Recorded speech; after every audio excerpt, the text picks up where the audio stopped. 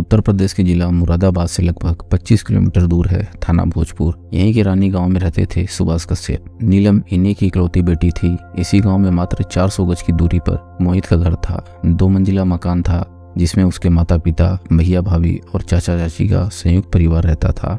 मोहित और नीलम मैट्रिक तक साथ पढ़ते थे, लेकिन मोहित मैट्रिक में फेल हो गया था, जबकि नीलम पास होकर 11वीं में चली गई थी। नीलम मोहित पर फिदा थी, उससे प्यार करने लगी थी। मोहित पढ़ाई छोड़कर खेती किसानी में लग गया था, फिर भी नीलम उसके प्रेम में बंधी थी। प्यार तो मोहित भी नीलम से बहुत करता था, लेकिन उसमें नीलम जैसा बचपना नहीं था और उसकी तरह बेशरम भी नहीं था। लोक लाज का ख्याल रखता था, परिवार की मान मर्यादा का ध्यान रखता था। सबसे बड़ी बात उसमें यह थी कि वह कोई भी वैसा काम नहीं करता था जिससे वह पुलिस और कोर्ट कचहरी के चक्कर में पड़ जाए। छिपकर ही मिलता था, जबकि नीलम पर मोहित के प्यार का भूत कुछ ज्यादा ही सवार था। वो उसके प्यार में दिन रात खोई रहती थी, उससे मिलने का मौका तलाशती रहती थी। एक दिन की बात है, भाई बहन अपनी जिद पर अड़े थे। आखिरकार भाई मनोहर ने अपनी छोटी बहन नीलम से कहा, देख, मेरे कहने और न कहने से कुछ नहीं होगा, बापू जो कहेंगे वही मानना होगा। पिता सुभाष कश्यप की आवाज बैठक से सुनाई दी। नीलम दौड़कर बापू के लिए एक गिलास पानी लेकर चली आई। गिलास हाथ में पकड़ाती हुई बोली, पानी और ठंडा लाऊं बापू, या इतना ठंडा ठीक है? बापू गिलास में हाथ लेते हुए बोले, इतना ठंडा ठीक है। अब तू बता, भाई से किस बात पर बहस कर रही थी? जी बापू, कुछ नहीं, नीलम हकलाती हुई बोली।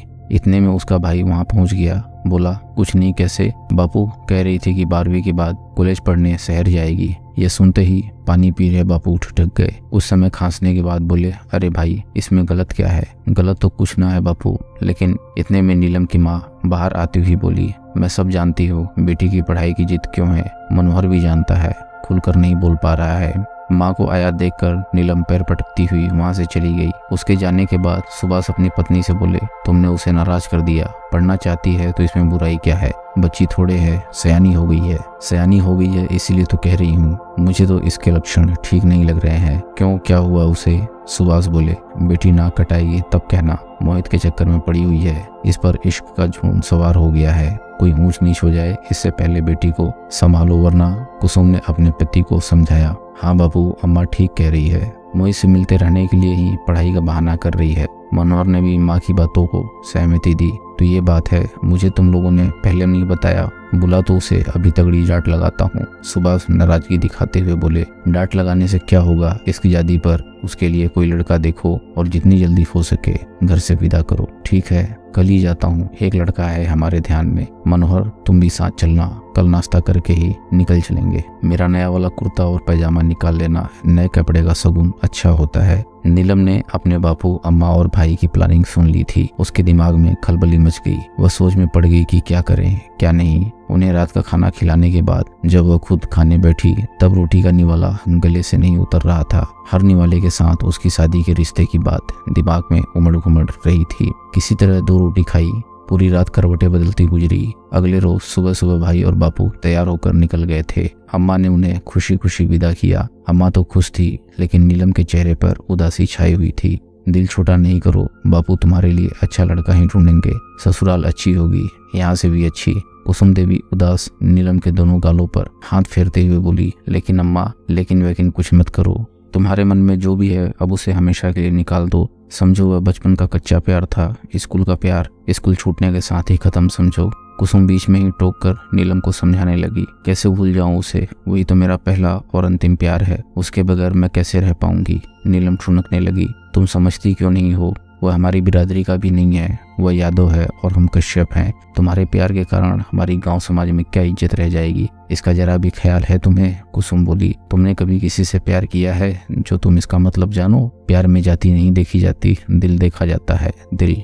नीलम अब बहस करने के मूड में आ गई थी। तू तो एकदम बेहया हो गई है, जरा भी शर्म नहीं बची है क्या? कुसुम डांटती हुई बोली, हाँ, मैं बेशर्म हो गई हूँ, मोहित से प्यार करती हूँ, उससे मुझे कोई अलग नहीं कर सकता, चाहे जो कुछ हो जाए। उसे हासिल करके ही रहूंगी। नीलम तेज आवाज में बोली, जा डूब मर उसके साथ हरामजादी, तेरा दिमाग खराब हो गया है, देह में बहुत आग लगी है, पता नहीं कैसे मेरी कोंख से ऐसी कुलक्षणी पैदा हो गई। कुसुम अपना सिर पीटती हुई रसोई का पसरा काम समेटने लगी। नीलम को अपनी योजना पर पानी फिरता नजर आ रहा था। माँ की बातों से उसे और भी मायूसी मिली थी। वह किसी भी सूरत में मोहित को नहीं छोड़ना चाहती थी। पूरा दिन क्या करे और क्या नहीं करे की उलझन में बीत गया था।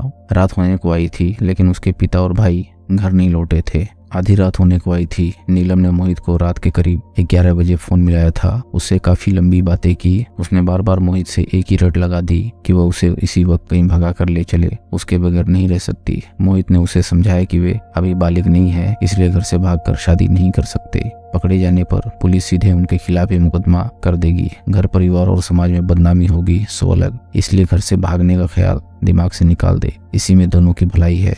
मोहित फोन पर ही नीलम से बोला कि वह उसके बापू और अम्मा से बात करके उन्हें मना लेगा, उस पर भरोसा रखे। इस बारे में उसने अपनी माँ और भाभी से बात कर ली है, वह भी राजी हो चुकी हैं। वे जैसे ही पिताजी को राजी कर लेंगी, वैसे ही वो उसके बापू से मुलाकात करके सब कुछ सही कर देंगे। मोहित की इन बातों का नीलम पर जरा भी असर नहीं हुआ। रात के 2 बजे उसने मोहित को फिर फोन किया। मोहित गहरी नींद में था। नीलम के अचानक दोबारा आए फोन की घंटी सुनकर हड़बड़ाया हुआ मोहित बिस्तर से उठा। हेलो बोलते ही नीलम जल्दी जल्दी बोलने लगी, मैं तुम्हारे घर के नीचे खड़ी हूँ, नीचे आ जाओ जल्दी।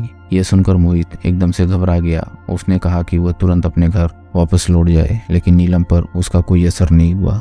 वह जिद करती रहेगी उसे उसके घर के अंदर बुला ले, जरूरी बात करनी है।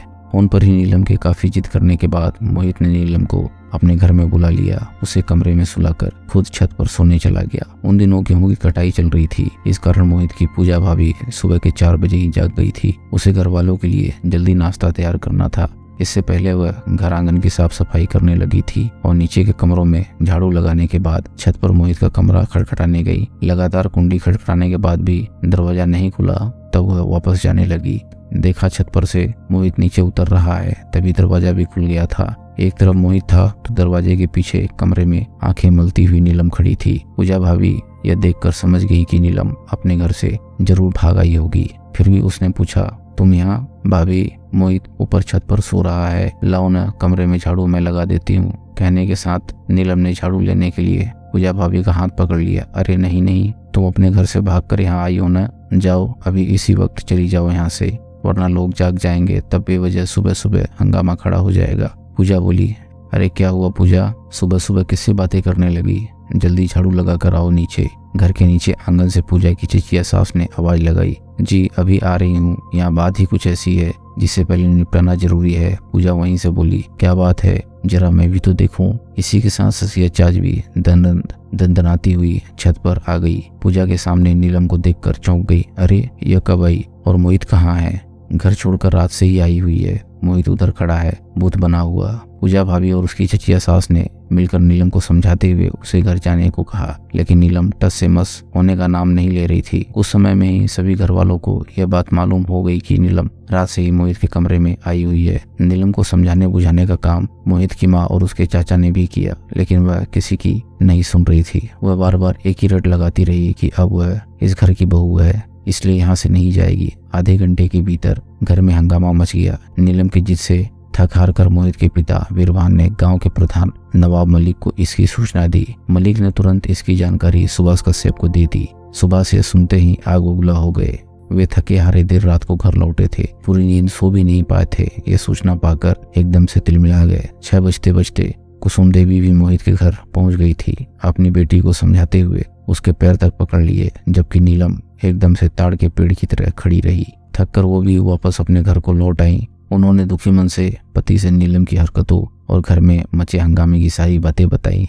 सुभाष कश्यप का पारा 7वें आसमान पर जा पहुंचा था। अब पूरी बात दोनों परिवारों की इज्जत से जुड़ गई थी। इज्जत की खातिर सुभाष कश्यप मन में आक्रोश दबाए हुए दुखी मन से मोहित के घर गए। उन्होंने भी नीलम के सिर पर हाथ रखकर घर चलने की मिन्नतें की। फिर भी नीलम अपनी जिद पर अड़ी रही। उसने अपने पिता तक की एक नहीं सुनी। दोनों परिवारों के लोग उस वक्त यह चाहते थे कि नीलम किसी भी तरह अपने घर चली जाए। मामला शांत होने पर आगे के बारे में विचार विमर्श किया जाएगा। तब तक नीलम का भाई मनोहर भी वहां पहुंच चुका था। आखिरकार सुभाष कश्यप और बेटा कब तक नीलम के आगे रोमांसे बने रहते। सुभाष एक झटके में बोल पड़े, बेटा मनोहर, ऐसी बेटी का तो नहीं रहना ही अच्छा। इसने तो हमारी इज्जत पूरी तरह से मिट्टी में मिला दी। अब बचा क्या है, कर दे काम तमाम। तब तक मनोहर भी काफी आक्रोश में आ चुका था। उसने पास रखी कुल्हाड़ी उठाई और नीलम पर एक झटके में वार कर दिया। वह वहीं खाट पर जा गिरी, दोनों हाथ जोड़ लिए। मुझे माफ कर दो कहने लगी, किंतु तब तक तो बाप बेटे के मन में नफरत तेज हो चुकी थी।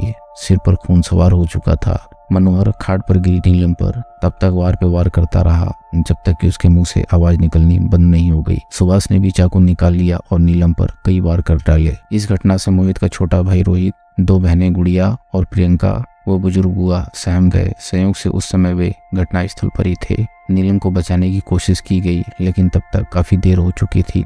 नीलम लाश बन चुकी थी। सुभाष अपने बेटे के साथ बगैर कुछ बोले सीधे अपने घर आ गया। खून से सने कपड़े उतारे, आंगन के कोने में लगे हैंडपंप पर आया। कपड़े बदलने के लिए कुसुम को आवाज लगाई। कुसुम कपड़े लेकर आई। नीलम के बारे में पूछने के लिए उसका नाम लिया ही था कि वो बोल पड़ा। इज्जत की खातिर बेटी को मारना पड़ा। यह सुनते ही कुसुम कमरे से बाहर निकली और दहाड़ मारकर रोने लगी। रोते रोते वह वहीं बेहोश हो गई। दोस्तों, अगर आपको कहानी पसंद आ रही हो तो वीडियो को लाइक करें और चैनल को सब्सक्राइब करें। हम ऐसी मजेदार कहानियां आपके लिए लाते रहेंगे।